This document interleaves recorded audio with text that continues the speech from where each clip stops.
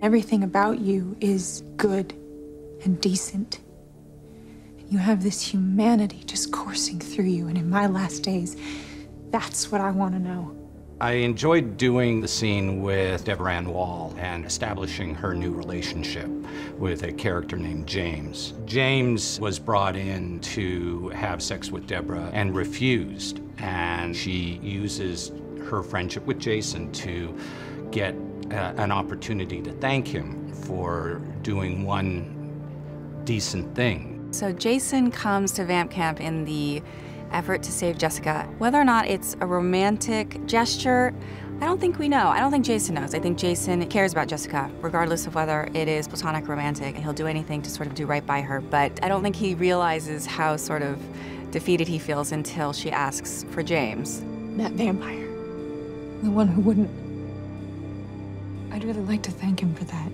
Jason's confused as usual. Jason wants to do right by Jessica, but when Jessica requests to see this other vampire, I don't think Jason can do the math quick enough to understand that by bringing her James, that in some ways he's usurping his own relationship.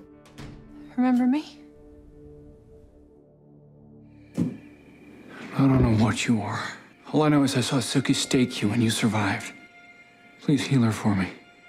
The most intriguing element of this episode is the revelation that Eric's sister has contracted the Hep V virus, and we witness her death during this episode. For Eric, this is life-altering.